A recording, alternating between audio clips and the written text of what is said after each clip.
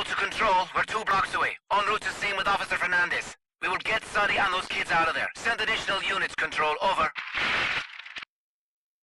Responding. We have the kids, but son is unknown. Repeat. We have the kids, but son is unknown. Over.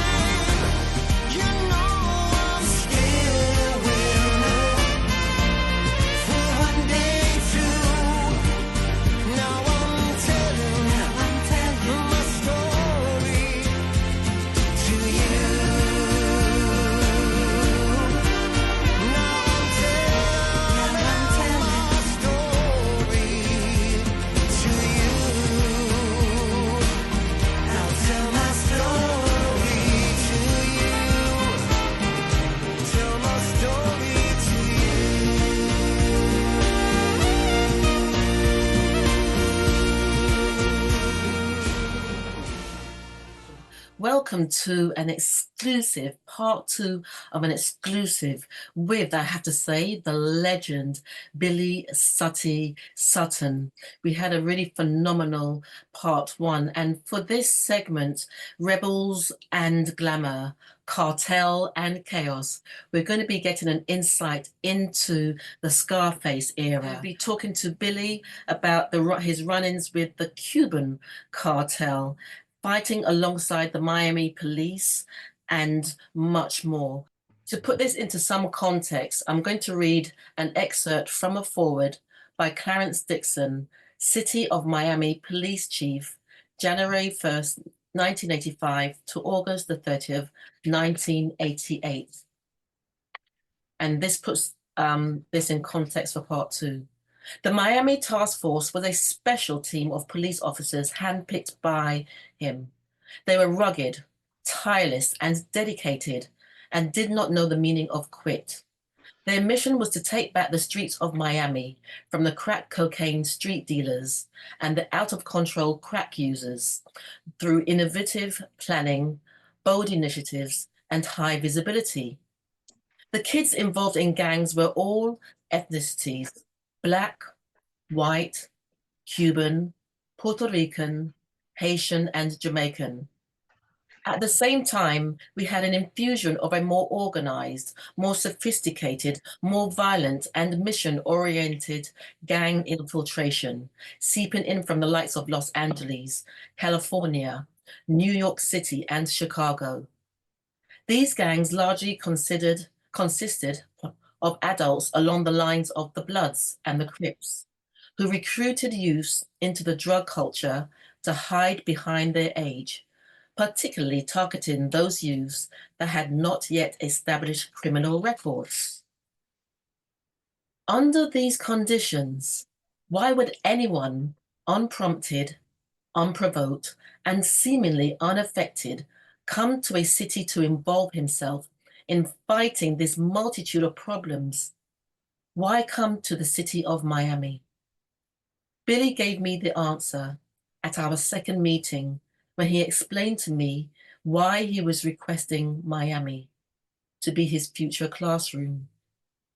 Though Billy's explanation was more dramatic and explicit, Socrates explained it more poetically.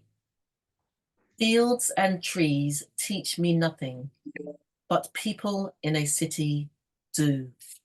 And so this now leads on to Billy giving us an insight into his time in Miami. So Billy, over to you. How did you get into working with the Miami police? And you were the citizen, I mean, as a citizen. What happened, Esther? I went to meet the commanders of the Westmoreland Police, all senior commanders, friends of mine, who initially brought me in late 85 after the riots in Handsworth, where sadly 2 Asian people were murdered. And I developed, as you know, the Little League. I said to them, you're all friends of mine. Special Branch, Chief Constable, Serious Crime Squad. Do you know what crack cocaine is, gentlemen? And they all looked at me, spellbound. Sutty, we don't know what you're talking about. I said, well, I'm going to tell you the crack cocaine is an epidemic in Miami. And believe me, the cartel will come across the Atlantic Ocean with kilos of coke transformed into crack and get more money on the streets of England and Europe. I need, with your endorsement, to go to Miami, meet the chief of police, get as much information as I can, and bring it back to friends like you to give you the awareness and the start. Okay. And so when you actually got to Miami, just give us an insight into what happened there. You know, you had conversations with, was it Clarence Dixon? Have I got that correct? Or was there another person before him? Yeah, well, what happened, I'm outside the front reception of the Fontainebleau, where you know I lived for 10 years, 12, 16. And this Miami police car pulled up, very smart. It was Lieutenant Victor Estefan, who was the uncle of Gloria Estefan. Victor, of course, was in charge of all the patrol cars that circulated the 32 square miles. He was going to take me to the department to meet first Walter Martinez, Colonel Walter Martinez, who was in charge of all operations under Chief Dixon, who later became one of my closest friends. On the journey up to the department, I was very enthusiastic. I was dressed in an English Club Row pinstripe suit, looking the business. As we got into the department, there was a mill of media, television, microphones, all focused on a table, but nobody was there. What happened when they see me arrive? They turned the cameras round to me. And what it was, I later found out, Chief Clarence Dixon was going to address them about the corruption which was rife in the Miami Police Department. I eventually, in all the years I worked with Miami Police, some were corrupt, some were up for murder, some for gun running. They were so-called friends of mine. But that doesn't take away the vast majority of men and women, brave men and women in the Miami Police Department who were a credit to that city. Okay. And so moving forward with this partnership, Billy, after reading some of the information in the foreword by Clarence Dixon, he initially didn't have much, what's the word? He didn't have much faith in what you could bring to the force just because of how much they were having to deal with in the background. He didn't think that you had the so-called muscle to go in there and make a change. What was it that enabled him to change his mind about your part in with the Miami police? Well, what it was, my official first meeting with Clarence was for about 15 minutes. He was addressing the portfolio from the Westmoreland Police. And I said, forget that, Chief. I'm going to tell you about me. I'm a streetwise kid, recovering alcoholic. I've been years sober. I've been a play-up merchant in my life, but I've got plenty of balls. That means bottle. And I've certainly got plenty of that. His thoughts was, how can this Englishman go out in the most dangerous areas in American history? Would he have the stomach to survive? He thanked me for the first meeting. Next meeting we had for an hour. And that man totally believed I had the stomach for it. I will offer something very big that he didn't know or I didn't know, but my contributions in 10 years would be tremendous, not only for the children, for the Miami police, but for the communities of Miami. And that was more important. Okay. And can you give me an example of the first time that you went into one of those communities? What did it feel like? What was it like? What did you see and experience, Billy? A lot of hostility. They addressed me as white trash and other things I couldn't repeat on your marvelous show. It wasn't nice to hear, but I got to understand why. The distrust. These communities had been destroyed with crack cocaine. A lot of distrust. The Cubans and Colombians were milking off millions of dollars at people's peril and sadness. What happened? Joe Raimondi and Pat Burns were two white Miami cop sergeants. They developed in Overtown, Gibson Park, children to join the boxing program, to learn the kids there was more than selling crack on the streets of those areas. In 10 years, they developed Golden Gloves champions of America. Can you believe that?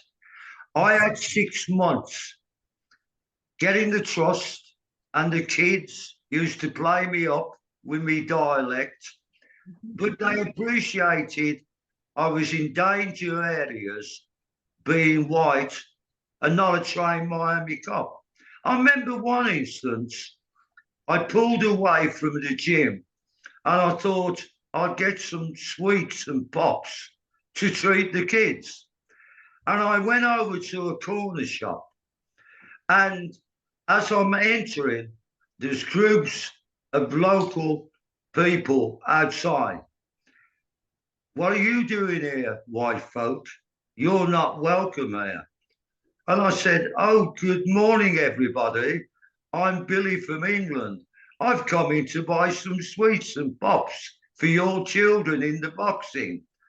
Oh, that's fair enough then. That's okay. But otherwise, you shouldn't be here. When I got back to Joe and Pat, they tore me apart. Don't you ever do that again. You could have been slaughtered for no reason at all. After 6 months, the reports on me were good to Chief Dixon. And you know what I used to do, Esther? Every Saturday morning, I'd have 8 to 10 of the kids, Cuban and black, dropped off at the Fontainebleau. I'd take them down to the designer shop, buy them trunks because they'd never swum before. I'd go round the famous pool of the Fontainebleau where Scarface was filmed. I had a certain spot, and then you had all the stars from LA, New York, there posing for 2 weeks. And yet those kids, every Saturday morning, had manners to show all this other crowd up. They had class. They never become a problem. And of course, white English with these group of kids, different celebrities were amazed. And they approached me. Some are very, very kind. But at the end of the day, I tried to show the children there was another way of life from the ghettos and the poverty that they weren't brought up in. They were reared. Wow. They never had a father. Some never had a mother. The older brother or sister would bring 6 up in a house. When I first put my arms around these children, they pulled away. They never had shown any emotions in their lives. And I tried to get that across, that this crazy Englishman cared, loved, and would offer something more they could ever imagine. Wow, that's incredibly powerful. But it says so much about you and the seeds that you planted in them. Remember, we in part one, I spoke about hope. And there's something about hope when someone sees you, and if it's just one person that sees and acknowledges this, you can use that energy to, conquer the world. And Billy, is there anyone that you are in touch with? Any of the young people that you met during that time? Are you in touch with any of them? It would be interesting to possibly hear some of their stories or where they are now. A lot of them children are middle-aged men now. They've got their own families. Some became Miami cops. Some become school teachers. Some become drug lords. If I saved one child's life in 10 years in Miami, I succeeded. But you know, Esther, I turned around more than one life in Miami. And eventually, Chief Dixon took me out for a meal. He said, the reports are brilliant on you. He said, I'm going to knight you, Sotty. I'm going to put you with the task force, the most elite squad in American history, men and women.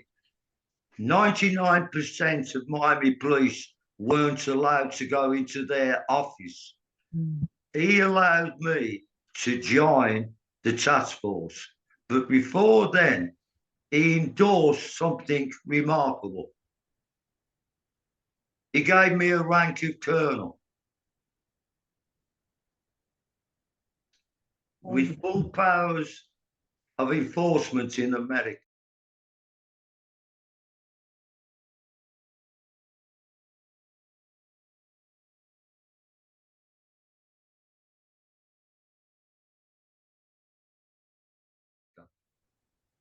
The first European to receive that. Now, this task force were very wary of me. When I first met them, they thought I was a plant for the FBI because one or two had faced corruption charges, but not proven.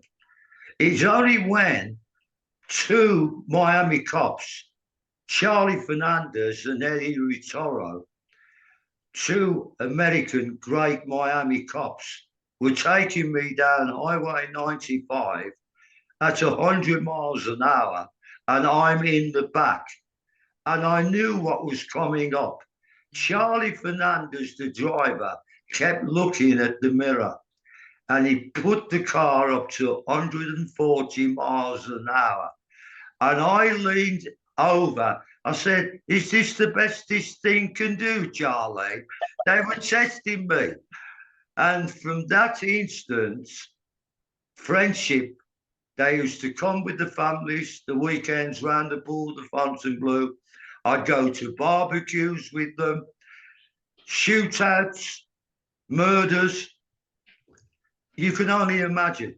Miami Vice, the series, only touched on the real Miami police. They were unique.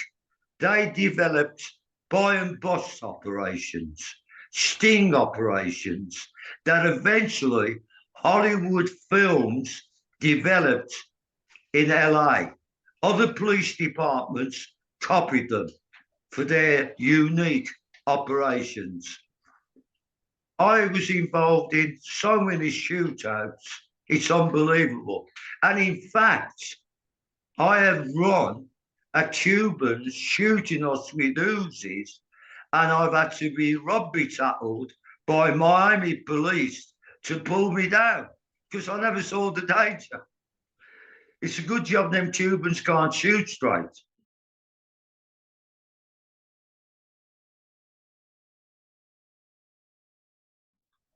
But isn't it interesting, if I get this part correct, that you never wore a gun, Billy? Is that correct? I refuse to, Esther. That wasn't my business.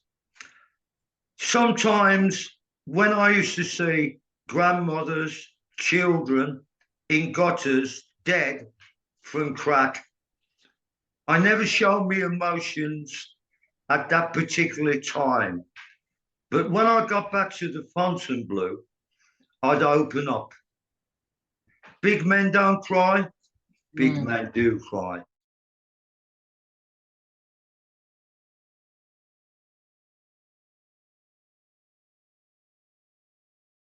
But to get revitalized, I used to go to a local alcoholic meeting to get the recharge. And the only way I could beat them Cubans and Colombians was pulling away another child from their drug dealers. That's the only way I could hurt them. And obviously, my friendship with Rick Sanchez, top anchor for Fox, he done hundreds of interviews with me. And I'd be very forceful with my condemnation of Cuban and Colombians and black dealers. I said, don't give them 40 years and strip them of assets. Give them, top them. They're treating and poisoning communities and treat them. And I said that to two American presidents, President Ronald Reagan and George Bush. I told them they never give the powers strong enough of enforcement to brave men and women in the Miami Police Department. And I think he took them back. And eventually, when I had a conversation for nearly an hour with British Prime Minister Margaret Thatcher and warned her about crack, knife crime, the yardies, what does she make me look like today, Esther, all these years on? I stood on my own in this country and I was crucified, sadly. It's interesting because I was actually going to ask you the question, where did Billy go with everything that you faced? You were in this a place that you'd never really been to before. You joined this police force. You were out on the streets. You were amongst the toughest of the toughest in the police force. You were coming up against the cartel, and you were seeing so many things. You talk about death and pain, sorrow. And then you said, as a man, you went back to your hotel and you cried. And, that in itself is powerful. There's a song by Gerald Alston from the Manhattans where it says, men don't cry. But as you said, big men, not just men, big men do cry.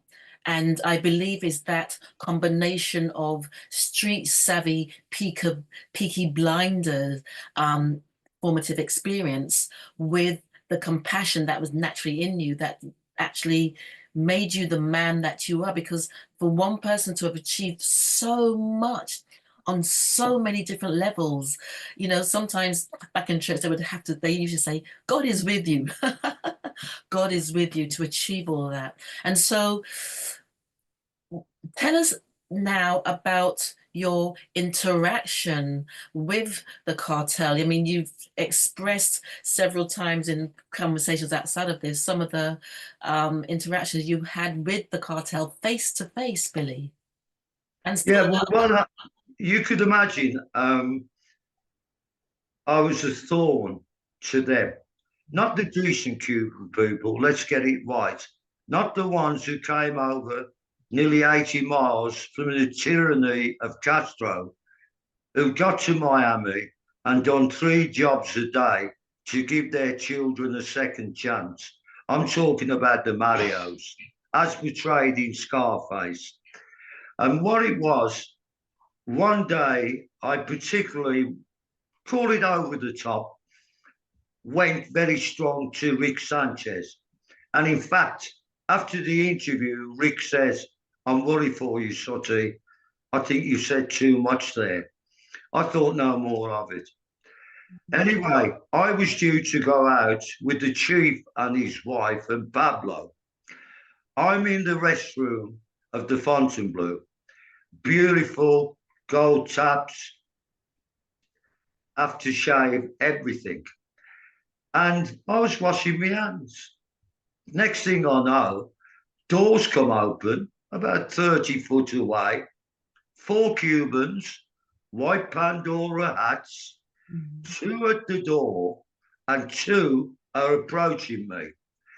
And his words was, the one in front, keep your English mouth shut. We're sick of hearing it. And he done no more.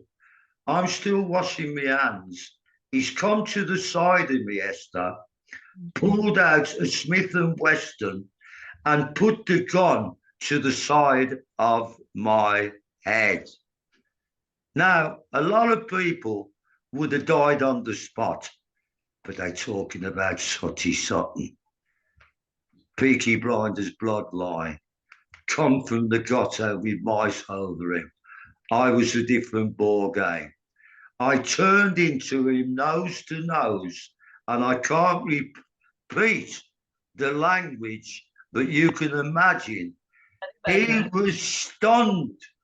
He pulled the gun away, verbaled me, and they went. 2 days later, when I was back in England, they stole my XJS, put a call in to the post house. Next time I'll be in the car. They blew me XJS up, Esther, but you know what upset me?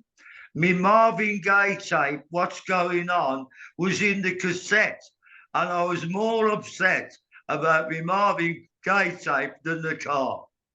Fantastic.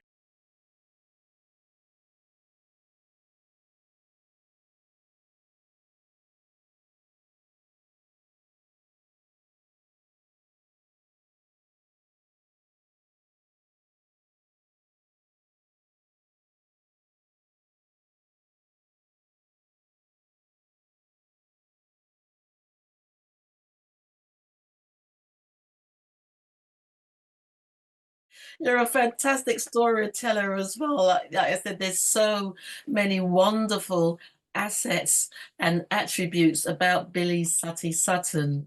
And I mean, and you're also, you know, you're a comedian in the mix as well. Great story. And that's what makes great storytelling, because you know, you can pull, you tell the truth. You can tell it from the place of compassion. You can tell it from the place of that toughness, but it's about it's about your mission for others. Yeah, I'd always been the one from having a streetwise mother vision.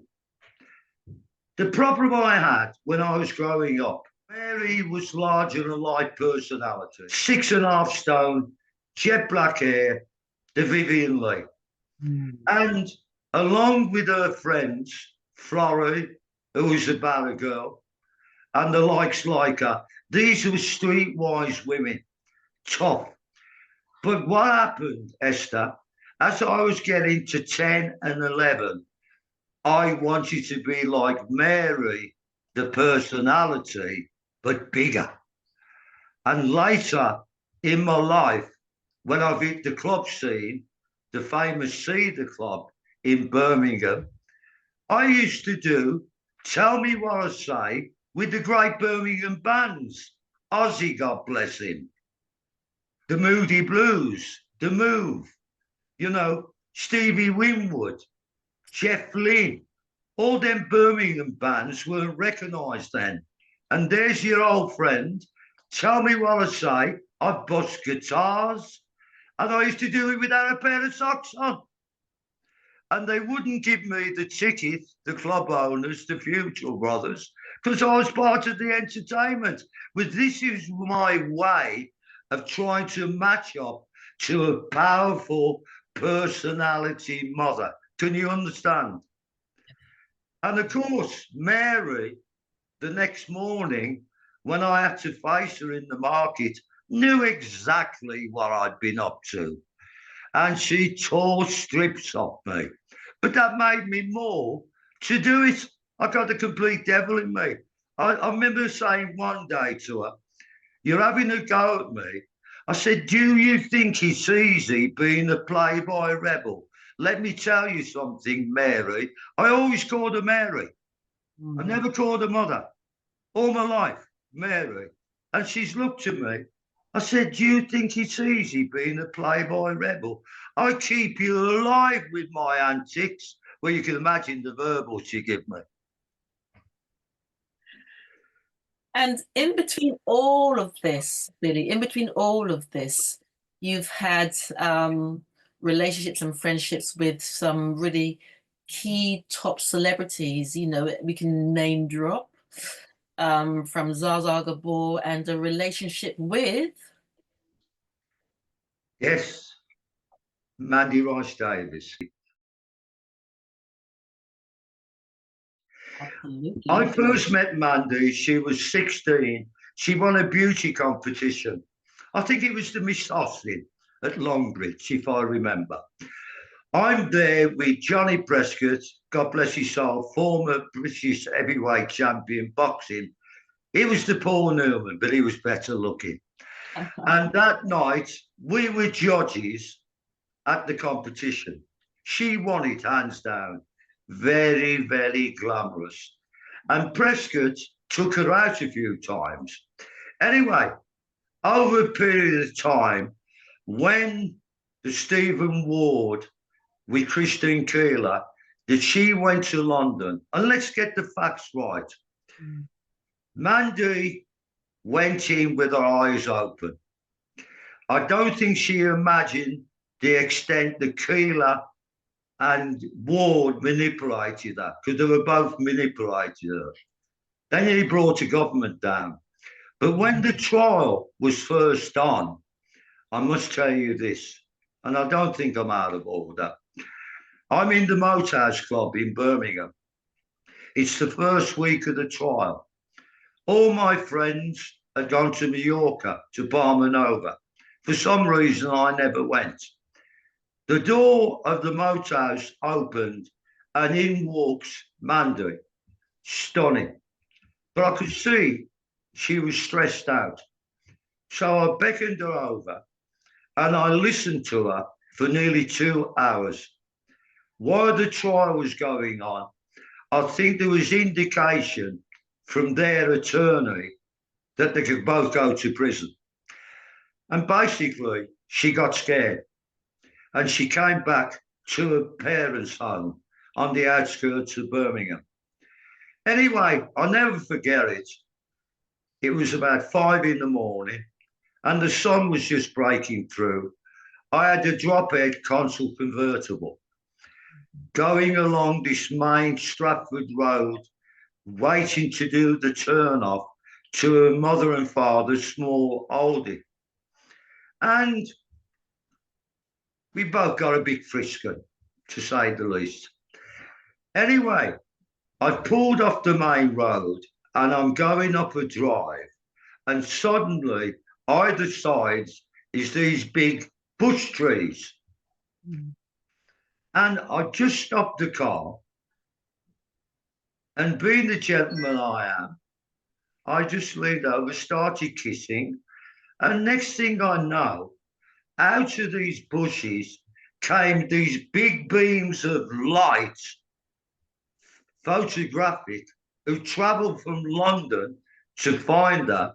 And next thing I know, they're screaming out, "Who are you? What's your connection?" The doors opened. She fell on her backside with the knickers in her hand. I'm reversing back. But the thing was, all the press were chasing me and didn't notice she's on the floor with the knickers in her hand. And what happened, the next day, I got the biggest bouquet you could ever imagine. I went and knocked the door. She verbed me a bit, but she saw the funny side of it. But she went through a lot of stress. We know the outcome. And sadly, I think it took her some time to recover. She did get married a few times, and she came when she was in America and found out I was staying at the Fontainebleau. And I'm in the piano lounge with the chandeliers at the famous Fontainebleau, sitting there with comedian Ronnie Corbett and his wife Anne. They were visiting friends in Fort Lauderdale. And I'm looking at Ron, so he's looking at behind me. And suddenly I saw his face change. And next thing I know, I've had a tap on the shoulder. It's Mandy. And of course, Ronnie recognised us straight away from the publicity and everything. We had an enjoyable evening. But another dear friend of mine I got to know was the great XJS Jaguar. What a woman. I first met her with Al Gottman, who was state senator for North Miami. I went to a blue ribbon do in West Palm Beach. The Kennedys were there. Burt Reynolds, Jackie Gleason, they were all there. And I sat on the table with Al Gottman. The next table to me was Burt Reynolds, XJS, the Kennedys. Al's gone over because I stood out like a sore thumb. Evening suit, dressed up, but I wasn't part of the clique. And in the conversation, he's told them what I was doing with the children, with the Miami police. So they were impressed with me. And they beckoned me over. And I sat on the table that evening. I had a dance with XJS. My God, can she dance? She did make me look the idiot. I was clueless. But anyway, she gave me a number. I phoned her. I went to her place, I think it was in Wellington. And the Spanish maid greeted me, took me through the lounge, and on every table were all her ex-husbands. I think it was 8 or 9 times she got married. And I've gone round the pool and sat with her. And I was telling her stories about Mary. She wanted to know my background, the way I played Mary up. Anyway, she said, give me 5 minutes. She went away, Esther. She came back with a beautiful camé brooch. She said, give that to Mary for me, for what she's gone through with you. And I'll never forget it. I said, why, XJS, so many men? Darling, it was for the money, darling. It was for the money. Yes, I remember how she used to speak. Yes, she had a certain way of expressing herself, but also the way she spoke was very much about who she was as a person, that sort of sassy, sexy, confident daredevil. Never tolerated fools, believe me. In fact, Bobby, let's get it right. Bobby Riggs was chief of police, West Palm Beach. His brother David was with the task force. And I used to pop up and see Bobby on a few occasions. In fact, she got arrested. She chinned one of his patrolmen. But what happened? Bobby felt sorry for her and there was no charge. But believe me, XJS took no prisoners. A remarkable woman. I miss her dearly. And you know, there's going to be many other parts to this story that we're going to cover, you know, on the sofa with Esther over the next few months. But these first 2 parts, I know, have given people an insight, the audience an insight into your world. But also for me, what it's done for me, it's really inspired me to just be the best that I can be, because there's always so much more within us that we can be. And so you've got a book coming out this autumn, and it's called Miami Vice Blinder. Is that correct? That's correct. And you've also got a ballad that was written by a couple of friends of yours. Just share about the ballad, because I've listened to it. It's very, very sentimental. It's very, very powerful. It's very, they've captured your life and they've made it into a song, but the song is so gripping as well. Yeah, well, regards the book, I've been lucky in having a great friendship with Ted Hines. Ted was one of the pioneer legends of Fleet Street when reporters were reporters. He covered all the major stories and, in fact, was on the Cook Report. And Ted and I have worked very, very hard. Hopefully, by the autumn, Ted will complete the book. What do I want from the book? What does Ted want? To reach out and give millions of people, alcoholism is all over the world, Esther, to give hope, not only to the alcoholic, to the suffering families.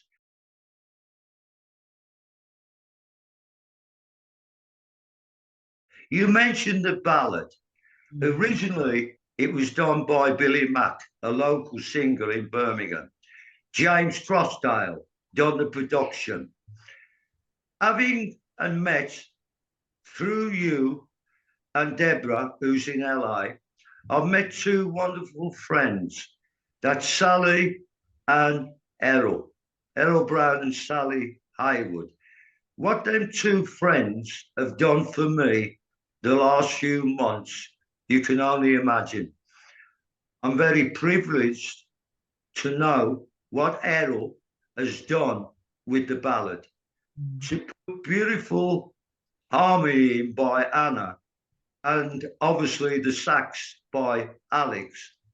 And Sally has worked tirelessly to promote not only the ballad, to promote me and her little friend, Miami. I'm indebted. And to be at their home today, to do this wonderful link up with you, I feel very proud. I'm very privileged. The song is about the mistakes I made to a son and mother. That's the clever, clever part. And that should touch people. All I hope now, Esther, through the auspicity of you today, that if only we touch one family of many listening, we've succeeded.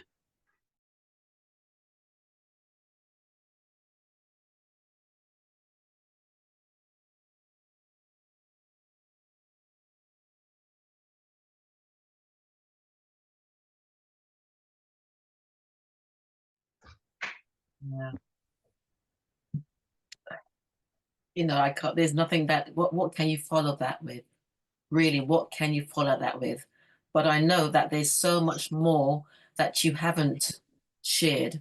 There's so much more to the story. There's so much more to Billy Sutty Sutton. And if you want to add something else as we sort of wind part two down to let people know, I know there's something that's quite poignant and touching that you wanted to share. Would you like to do that now, Billy? Yeah, I think one of the many sadnesses in my life, Esther, I was in the Royal Air Force. One day, Tony Curtis, GA, drain pipes. Next day, Cardington, Bedfordshire, short back and sides. And had to learn to keep that shot when you got drill instructors on you 24/7. I went and done a detachment in Germany, Dusseldorf, and there was more civilian Germans on the camp actually in rappers now. Well, you can imagine a young 17-year-old playboy legend hit the town, got involved with one or two young, attractive German women, one particular, Utah. And sadly, what happened, rightly or wrongly, she got pregnant. I didn't know the early stages. The squadron leader called me up at the headquarters in front of him. I was escorted in by two RAF police. And the riot act was thrown at me by the squadron leader. You become an embarrassment. It's an international incident. Have you got anything to say, Sutton? I said, yes, I have, sir. That's one of the Germans. Get him out. Get him out. They shanghaied me back to Wiltshire, miles from any town. And that's where I finished up. I tried through the MOD to get information. You could imagine the 60s, something like that was taboo. Mm-hmm. The only information they would give me that I was a father of a daughter. They wouldn't give me no more information, Esther. My mother, my family were never told. I'm telling you today. Did it drive me to drink more? Yes, it did. There was a guilt, but I could do nothing about it. And that was the frustrating thing, Esther. The blocks went on. The system beat me. All I know, I've got a daughter, still alive, I hope, and a mother, somewhere in Germany. And if there's one thing I wanted in my life, I couldn't find her. Whether they gave her a pack of lives and disowned me, I don't know. But I'd love to have thought she could have sorted me out one day. But that's a great sadness. I could do nothing about it. But that guilt and frustration certainly kicks in with my drinking habits, Esther. But as we said at the beginning of the show, that today, the 5th of September, you've been 46 years sober, Billy, and you're a winner. Thank you for saying that, Esther. It's a very emotional day because I think I've tried to be, and I'm sure you respect, I've been very honest to you. Mm-hmm. And there's no satisfaction when you've hurt or embarrassed other people, i.e. a mother and a family. I'm not proud of that fact, but that's what I've done. But to come back and have a mother stand on a stage in Birmingham and applaud her son, I waited a lifetime to listen to that. And to put a smile on my mother's face and peace that I'm a winner. And you know what? I'm Peaky Blinders Bloodline. And I'm so proud of that fact. And may I say to you, Esther, thank you for giving me this opportunity today. You're a credit. I like the way you approach the emotions, the caring. You've got all the ingredients. You're going to go to the top, Esther. No shadow of a doubt about it. And I thank you from the bottom of my heart and little Miami. Oh, Little Miami. And by the way, folks, if you don't know Little Miami, it's his dog. He was cuddling the dog at the beginning of this segment. Thank you. Well, ladies and gentlemen, there's nothing more to say at this moment in time, but I just want to thank you, Billy, for your time. I want to thank Sally and Errol for the support that they have given you to get you to this place. I like to say, you know, it was through Deborah when we all met in that car a couple of months ago when you connected with Deborah. And I just want to say thank you for who you are. Thank you for who you've been. And for me, it's felt as if I've been sitting at the feet of my elders. I feel really honored and I feel really privileged because with your story, your journey, it's inspired me to be the best at my game, to level up. That's just who I am. But there's more to Sutton's story. So folks, you'll find all the details at the end of this interview, and watch this space for the book, for the ballad, and also I do know for the film. Billy, thank you so much. God bless Esther. And regards and love to your many listeners. I hope they've got inspired, and I wish them every love and happiness for the future. Thank you. And you have been an outstanding ambassador for your country, and we want to bestow upon you the honorary rank of Colonel of Police, City of Miami Police Department, along with all of the honors and all of the credit that go along with it. Well, I'm lying here in a building full of dread and fear. You know it don't smell very nice.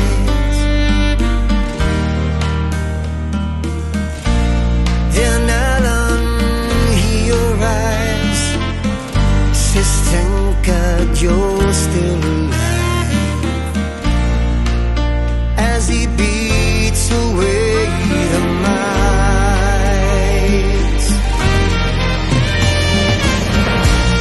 Didn't know just what to do. Mother Mary didn't mean to hurt you. Carry some wouldn't hurt you for the world.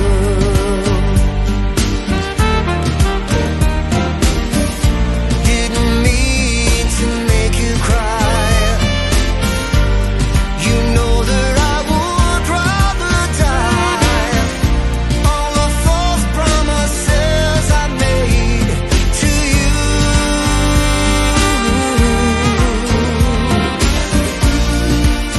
Now the legend's here. The alcohol, it holds no fear. Don't control my life anymore.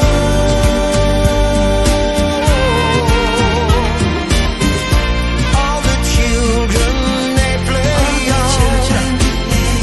Father, mother, daughter, son. Now the legend plays on.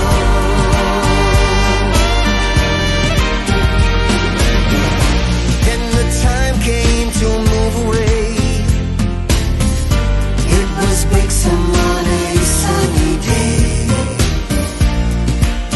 You know the day was a special day.